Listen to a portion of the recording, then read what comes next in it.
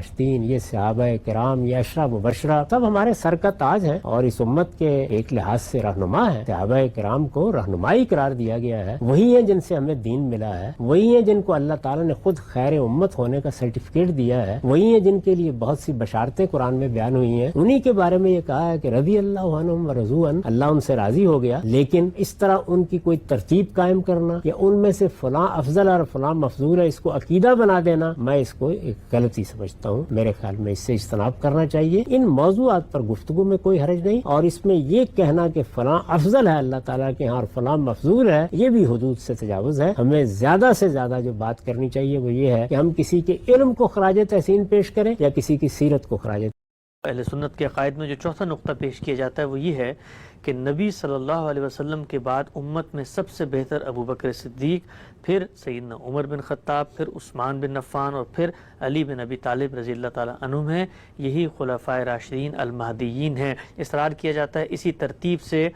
آپ فضیلت کو بیان کریں گے۔ یہ مجھے بتائیے گا، ابتدا میں آپ سے ایک سوال میں نے کیا تھا کہ یہ مکتبہ فکر یا یہ تعبیر اہل سنت کی وجود میں کیسے آتی ہے؟ آپ نے فرمایا تھا کہ خوارج کے مقابل میں آیا تھا، لیکن یہ جو افضلیت کی بحث ہے یہ تو ہمارے اہل تشیع کے زیادہ ہوتی ہے، تو یہ اہل سنت کے عقائد میں کیسے آئی یہ بات؟ نہیں، یہ بھی وہاں سے پیدا ہو گئی، بعد میں ظاہر ہے کہ مختلف مراحل سے گزرتے ہوئے دوسرے گروہ پیدا ہوئے تو وہاں بھی آگے بڑھتی چلی گئی۔ یعنی پیدا تو یہاں سے ہو گئی نا کہ جب ایک جماعت نے یہ نقطہ نظر اختیار کر لیا کہ اس طرح کے خلفاء ہونے ہی نہیں چاہیے۔ ٹھیک، یعنی وہ بنیادی طور پر انارکی کے داعی تھے، تو اگر اس سے پہلے کچھ بزرگوں نے اس طرح سے مسلمانوں کا نظم سنبھالا تھا تو پھر انہیں بتانا تھا نا کہ ان کی نوعیت کیا تھی یا ان کی حیثیت کیا تھی۔ تو شروع میں کوئی بڑا مسئلہ نہیں ہوتا، شروع میں ایک بحث بالکل اسی طرح پیدا ہوتی ہے جیسے شیخ سعدی نے کہا ہے نا کہ آپ نے ایک سوئی کے برابر سوراخ کر دیا، لیکن وہ سوئی کے برابر سوراخ آہستہ آہستہ اتنا بڑا ہو جاتا ہے کہ اس پہ ہاتھی گزر جاتے ہیں۔ تو یہی چیز آپ بہت سی بحثوں میں دیکھیں گے، وہ ابتدا میں بڑی بے ضرر سی بحثیں تھیں، کوئی مسئلہ نہیں۔ اب اسی مسئلے کو آپ لے لیجئے، سیدنا صدیق رسول اللہ صلی اللہ علیہ وسلم کے بعد مسلمانوں کے خلیفہ ہوئے، یہ عمل خالص سیاسی عمل ہے، اس کو مسلمانوں پر چھوڑ دیا گیا ہے۔ یعنی یہ بتا دیا گیا ہے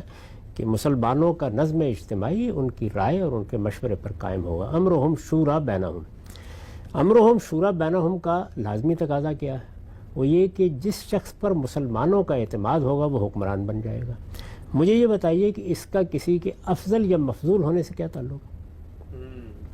یعنی یہ بات کہ کون افضل ہے، ممکن ہے کہ ایک شخص سب سے بڑھ کر ہو اور بہت ہی غیر معمولی شخصیت رکھتا ہو اور اس وقت بھی مسلمانوں میں موجود ہو، لیکن مسلمان اپنے حکمران کی حیثیت سے اس کا انتخاب نہ کرے۔ بالکل ٹھیک، یہ بالکل ممکن ہے، اور یہ اتفاق بھی ہو سکتا ہے کہ مسلمان کسی شخص کا انتخاب کریں اور وہ ہر لحاظ سے پوری امت کا سرخیل ہو۔ یعنی سیدنا صدیق کے بارے میں بھی یہی رائے رکھتا ہوں کہ رسول اللہ صلی اللہ علیہ وسلم کے بعد وہ اس امت میں غیر معمولی حیثیت کی شخصیت ہے۔ جو بات سیدنا عمر نے ان کے بارے میں کہی کہ صحابہ کی جماعت میں تقطع الاعناق ہے، ان کے سامنے گردنیں جھک جاتی ہیں، یہ ایک واقعے کا بیان ہے، لیکن کوئی دوسرا شخص اس سے اختلاف کر سکتا ہے، اس لیے کہ فلاں شخص بہت زیادہ بڑی شخصیت رکھتا ہے، اس میں بہت خصائص ہے، اس کی سیرت غیر معمولی ہے، اس کا کردار غیر معمولی ہے، اللہ تعالیٰ نے اس کو بڑی صلاحیتیں دے رکھی ہوئی ہیں۔ ابھی دیکھیے میں نے یہ بہت سے الفاظ بول دیے ہیں، ان میں سے ہو سکتا ہے کہ آپ اتفاق کریں، ہو سکتا ہے کوئی دوسرا اختلاف کر لیں۔ ہم اپنے سامنے دیکھتے ہیں کہ بڑی شخصیات ایک ہی وقت میں موجود ہوتی ہیں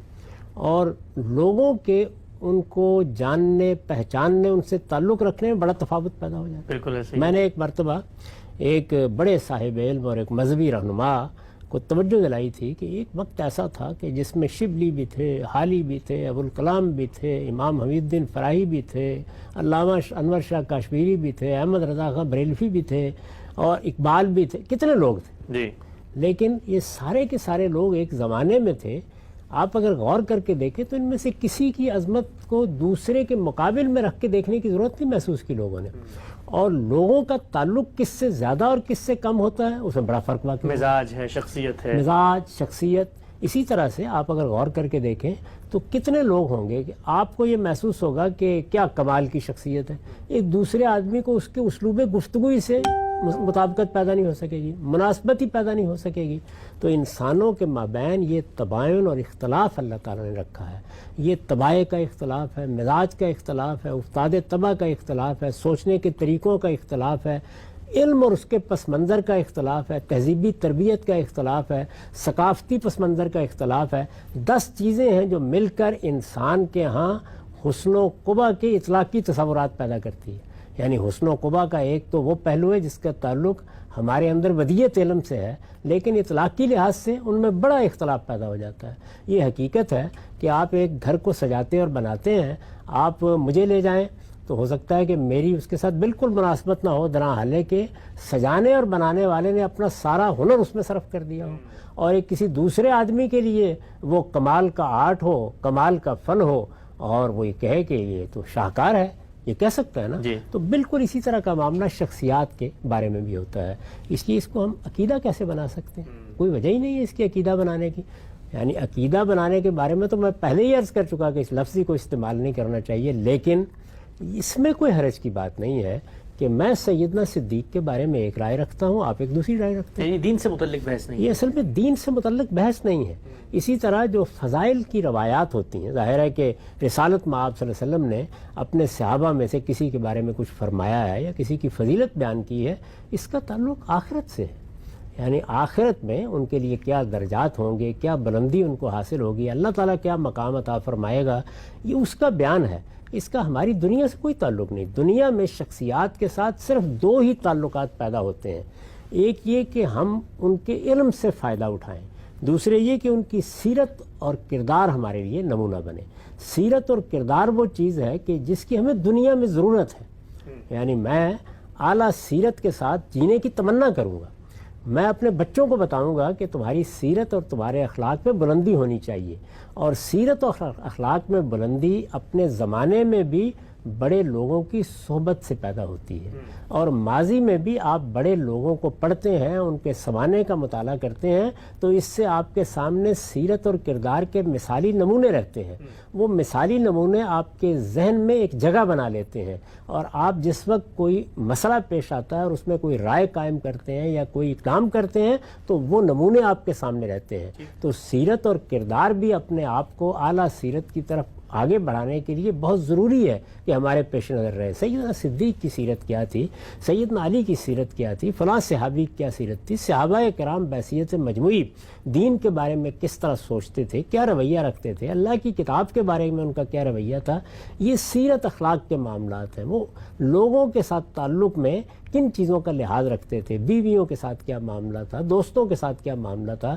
رسالت میں آپ صلی اللہ علیہ وسلم کے معاملے میں بھی دیکھیے ہمیں قرآن نے کیا تعلیم دی، یہی تعلیم دی کہ لقد کان لکم فی رسول اللہ اسوۃ حسنہ، یعنی وہ نمونہ اپنے سامنے رکھو جو آپ نے اپنی سیرت اور کردار کا پیش فرمایا۔ اور یہ معلوم ہے کہ قرآن میں یہ آیت کہاں آئی ہے، یعنی میدان جنگ میں جب کلیجے منہ کو آ رہے تھے تو رسول اللہ صلی اللہ علیہ وسلم کے ہاں جو استقامت اور عزیمت تھی اس کو سامنے رکھ کر کہا ہے کہ اللہ کے پیغمبر کی ذات میں تمہارے لیے اور سیرت میں کتنا اعلیٰ نمونہ تھا، کتنا مثالی نمونہ تھا۔ یہ چیزیں سامنے رکھنے کی ہیں، ان کو ضرور بیان کریں۔ اور اس میں میں پھر عرض کر دوں کہ لوگ جب سیرت کو بیان کریں گے تو پیغمبر کے سوا کسی بھی شخص کے بارے میں 2 رائے ہو سکتی ہیں۔ نہیں، اس سے کیا قیامت آتی ہے کہ کچھ لوگوں کے خیال میں سیرت کردار کے لحاظ سے سیدنا علی زیادہ ممتاز ہے، کچھ دوسرے لوگوں کے نزدیک سیدنا صدیق زیادہ ممتاز ہے۔ میں نے آپ کو بتایا کہ میرا اپنا رجحان یہی ہے، اور کسی دوسرے کا رجحان اس سے مختلف بھی ہو سکتا ہے۔ ان چیزوں کو اگر مناظرے کا موضوع نہ بنایا جائے، تفریق کا موضوع نہ بنایا جائے، اپنے محض احساس کے طور پر کوئی بیان کرنا چاہے تو بیان کر دے، اور شائستگی کے ساتھ اگر یہ بھی چاہے کہ ایک پوری فہرست لوگوں کے سامنے رکھ دے کہ میری رائے کے دلائل یہ ہیں، اس سے بھی کوئی فرق نہیں پڑتا۔ لیکن اس کو اٹھا کر میں تو یہ عرض کر رہا ہوں کہ اس کو موضوع بنانا، کسی گروہ کا اپنی شناخت بنانا، یہ بجائے خود کوئی اچھی چیز نہیں ہے۔ اس سے آگے بڑھ کر آپ عقائد کی فہرست میں شامل کر دیں، تو اس لیے میرے خیال میں تو اس طرح بالکل بھی نہیں کرنا چاہیے۔ یہ خلفائے راشدین، یہ صحابہ کرام، یہ عشرہ مبشرہ سب ہمارے سر کا تاج ہیں، اور اس امت کے ایک لحاظ سے رہنما ہے۔ صحابہ کرام کو رہنمائی قرار دیا گیا ہے، وہی ہیں جن سے ہمیں دین ملا ہے، وہی ہیں جن کو اللہ تعالیٰ نے خود خیر امت ہونے کا سرٹیفکیٹ دیا ہے، وہی ہیں جن کے لیے بہت سی بشارتیں قرآن میں بیان ہوئی ہیں، انہی کے بارے میں یہ کہا ہے کہ رضی اللہ عنہم و رضوا عنہ، اللہ ان سے راضی ہو گیا۔ لیکن اس طرح ان کی کوئی ترتیب قائم کرنا یا ان میں سے فلاں افضل اور فلاں مفضول ہے، اس کو عقیدہ بنا دینا، میں اس کو ایک غلطی سمجھتا ہوں۔ میرے خیال میں اس سے اجتناب کرنا چاہیے۔ ان موضوعات پر گفتگو میں کوئی حرج نہیں، اور اس میں یہ کہنا کہ فلاں افضل ہے اللہ تعالیٰ کے ہاں اور فلاں مفضول ہے، یہ بھی حدود سے تجاوز ہے۔ ہمیں زیادہ سے زیادہ جو بات کرنی چاہیے وہ یہ ہے کہ ہم کسی کے علم کو خراج تحسین پیش کریں یا کسی کی سیرت کو خراج تحسین پیش کریں۔ بعد میں بھی اس امت کے اندر جو بڑے علماء ہوئے ہیں یا بڑے رہنما ہوئے ہیں یا اسی طرح بڑے دانشور ہوئے ہیں، بڑے فلسفی حکماء ہوئے ہیں، ان کے بارے میں بھی یہ ہے۔ میں آپ سے عرض کرتا ہوں کہ بہت سے لوگ ہیں ہمارے ہاں، پنجاب میں ہیں، پاکستان میں ہیں، ہندوستان میں ہیں، ان سے آپ بات کریں تو وہ کہیں گے کہ نہیں، غالب کو تو ہم پسند نہیں کرتے، وہ اچھا شاعر نہیں ہے۔ اسی طرح بیدل کے بارے میں کچھ لوگ تبصرہ کر دیں گے، یہ تو ناقابل فہم سی باتیں کرتے رہتے ہیں۔ خود غالب کے بارے میں ان کے اپنے زمانے کے لوگوں کے کیا تبصرے تھے، مگر ان کا کہا وہ آپ سمجھیں یا خدا سمجھے۔ تو یہ سب ہوتا رہتا ہے، اس لیے اس طرح کے اختلافات کو انسانی طبائع کے اختلاف پر محمول کرنا چاہیے، اور لوگوں کا یہ حق ماننا چاہیے کہ وہ مختلف شخصیات کے بارے میں مختلف آراء رکھ سکتے ہیں، اس میں کوئی حرج نہیں۔ 1.5 ارب کی امت ہے، اس میں جو لوگ جو رائے رکھتے ہیں، کوئی قیامت نہیں آ جائے گی، اس کا کوئی تعلق عقائد سے نہیں ہے۔ عقیدے کا تعلق اللہ کے پیغمبر کی ذات سے ہوتا ہے، اور وہ ہم پیغمبروں کو جو کچھ مانتے ہیں ان پر ایمان رکھتے ہیں، اور سب پیغمبروں پر ایمان رکھتے ہیں۔ ان میں دیکھیے فضائل کی بحث میں کیا رہنمائی کی گئی ہے، اللہ تعالیٰ نے فرمایا کہ ان میں بھی کسی کو مطلق فضیلت نہ دیا کرو، ہم نے ان کے مابین ہر ایک کو کسی نہ کسی معاملے پر فضیلت دی ہے، اور پھر اس کے بعد گنوا دیا ہے کہ دیکھیے فلاں کو یہ فضیلت دی ہے، فلاں کو یہ فضیلت دی ہے، اس لیے تمہارا کلمہ جامعہ کیا ہونا چاہیے، لا نفرق بین احد من رسلہ۔ تو یہاں بھی یہی ہونا چاہیے کہ ہم رسالت میں آپ صلی اللہ علیہ وسلم کے صحابہ میں کوئی تفریق نہیں کرتے اور سب کو اپنے سر کا تاج سمجھتے ہیں۔ البتہ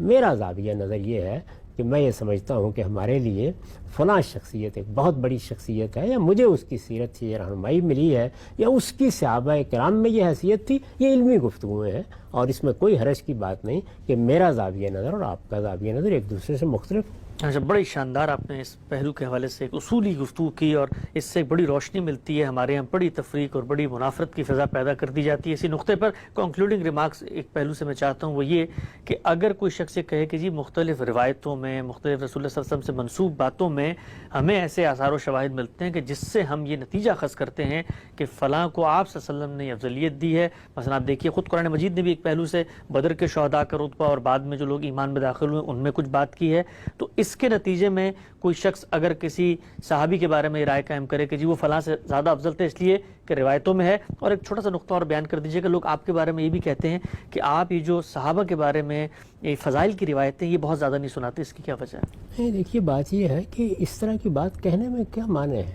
کوئی آدمی کسی قرآن مجید کی آیت کی بنیاد پر، کسی روایت کی بنیاد پر کسی شخصیت کے بارے میں کوئی رائے رکھتا ہے،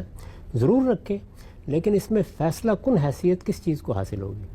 وہی اصول جو اللہ تعالیٰ نے بیان کر دیا کہ اگر آپ غور کر کے دیکھیں گے تو رسالت میں آپ صلی اللہ علیہ وسلم نے اگر ایک پہلو سے کسی ایک کے لیے کوئی فضائل بیان کیے ہیں، دوسرے پہلو سے دوسرے کے لیے بیان کر دی ہیں۔ صحابہ کرام میں جو ممتاز ترین شخصیات ہیں ان میں جیسے ہی آپ اس بحث میں پڑھتے ہیں تو آپ یہ دیکھ لیجئے کہ اس میں آپ الفاظ تک محدود نہیں رہتے،